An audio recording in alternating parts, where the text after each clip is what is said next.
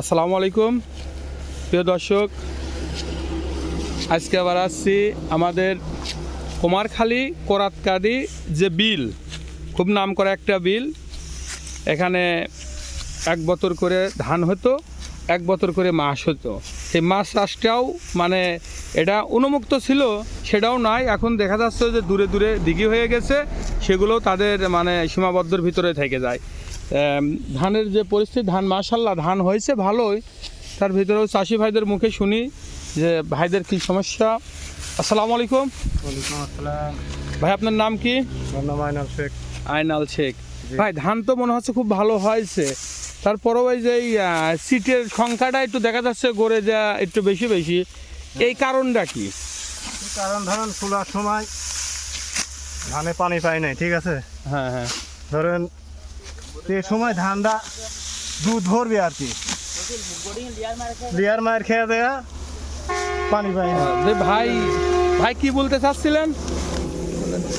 আপনার নাম কি ভাই? আমার নাম মোহাম্মদ রফিকুল ইসলাম। রফিকুল ভাই বলেন। ধানটা মন করেন এই ফুলার সময়, ফুলার একটু আগেই বডি লিয়ার মারি খেয়ে গেছে, আর পানি পায় নাই। আচ্ছা আচ্ছা, এটার কারণে ফুলার সময় বালটা একটু ছোটো পড়েছে, টানতে পারে নাই, আর কিছু সিটি হয়ে গেছে। সিটি হয়ে গেছে। আচ্ছা, এই ধানটা এখন উঠানোর পরে আবার কি করবেন? এই ধানটা মন করেন পরিকল্পনা লাগানো থাকে, কিন্তু লিয়া যখন মারি খেয়ে গেছে পানি তো আর দিতে পারবে না, ওই জন্য আর চারাও দেওয়া হয় নাই। চারাও দেওয়া হয় নাই না। তাহলে এই বছর প্রায় ধরার দিকেই চলছে। যদি ওর রানিং পানি থাকতো তাহলে সবাই বলতো না ধান কাটে লাগাতে পারবো না, চারা দিই, কিন্তু লিয়া তো মারি খেয়ে গেছে, এই সম্ভাবনা আর নাই। এই জন্য কোনো জায়গায় চারা কোনো আশালো দেখছি না, কোনো বীজতলাও তৈরি করি নাই। না, এটা তো করা হয় নাই। তাহলে ধানের ফলন কেমন কি হতে পারে? ধানের ফলন আল্লাহর রহমতে ভালোই হচ্ছে না, ওই মাঝখানে সিটি হয়ে গেছে একটু, সিটের সংখ্যাটা হয়ে গেছে, সংকট হয়ে গেছে। এইগুলো মনে করেন পুরাই ধান হয়ে গেছে, মাঝখানে আচ্ছা আচ্ছা আচ্ছা, পানি না পাই সমস্যা। পানি না পেয়ে ধানটা যাই হোক ভালোই ছিল, কিন্তু ফলনটা আচ্ছা আচ্ছা, এই সমস্যা হচ্ছে মাটি ফাটি একদমই হয়ে গেছে, মানে ধান ফোলার সময় পানি পাই নাই, এই কারণেই ধানগুলোর সিটের সংখ্যাটা আর কি বেশি হয়ে গেছে। গাছ ভালোই হয়। তাহলে এবারকার পরিকল্পনা হচ্ছে ধান লাগানোরই, কিন্তু যদি আপনাদের এখানে লেয়ার মেশিন কয়টা আছে? মেশিন আছে, ওই পাশে একটা আছে, এই পাশে আছে, 10-12টা আছে, কিন্তু কোনোটারই লেয়ার নাই। না, লেয়ার নাই। আচ্ছা আচ্ছা, ওই জন্য তাহলে ধানের দাম টাম কেমন পাচ্ছেন? ধানের দাম বর্তমানে এখনো বিক্রি করার নিয়ে হয় নাই, ধান কাটিয়ে নি তারপরে তারপরেও কেমন কি আশা করছেন? আশা এখন ধানের ভিতরে ঠিক আছে, ধান ভালো ধান হলে পরে ভালো একটা ফলন হলে পরে ভালো হলে পরে এটা করা যায়। ভাই চাষি ভাইদের মনের আশা তো শুনলেন, বৃষ্টির কারণে পানির কারণে সব কিছুই কিন্তু ধ্বংস হতে চলছে।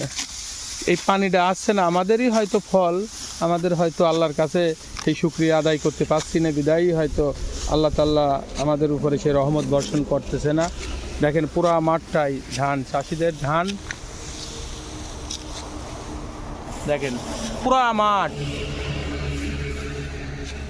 এটাই হচ্ছে এই এলাকার মানে অর্থ এলাকার মানে একমাত্র মানে ধানের আবাদ এই জায়গায় হয়। এক বছর, মাঝে মাঝে 2 বছর হয়, এবারও 2 বছর হওয়ার এটা আশা ছিল, কারণ বৃষ্টির পানিতে এখানে তো জলাশয় হয়ে থাকে, কিন্তু সেটা তো নাই। আমি আগেই বলেছি এখানে 1 বছর ধান হতো আর 1 বছর মাছ হতো, কিন্তু পানির অভাবে ধানই হচ্ছে না, তার মাছ তো দূরের কথা। দেখেন এই অবস্থায় আমাদের চাষি ভাইরা এই রোদের ভিতরে কাজ করছে, কিন্তু বিষয় হচ্ছে আর একটা, ধানের দামটা নিয়ে যে এরা সংশয় দিয়ে এরা বলতে পারে না, এরা আবাদ করে, এরা সব কিছুই করে, কিন্তু সব কিছুই গ্রাস করে হলো আপনার সিন্ডিকেটে। চাষিদের কথা কিন্তু কেউ মনে রাখে না, মনে রাখে একটা গ্রুপ, সেটা হলো অসাধু ব্যবসায়িকরা। এরাই ভালো মনে রাখে যে কখন চাষির কোন ফসলটা উঠবে আর কখন সেটা আমরা সিন্ডিকেটের আন্ডারে নিয়ে এসে সেগুলো জব্দ করব। এই জন্যই তারাই বেশি মনে রাখে। সরকারের দৃষ্টি আকর্ষণ যে তাদের দিকে একটু নজর দেওয়া, তাদের জন্য খেয়াল খুশি মতন যেন না নজর রাখে, নজর দেওয়ার জন্য যাদের রাখার দরকার তারাই যেন রাখে। আল্লাহ হাফেজ। কোরাতকাদি বিল, কুমারখালী, কুষ্টিয়া।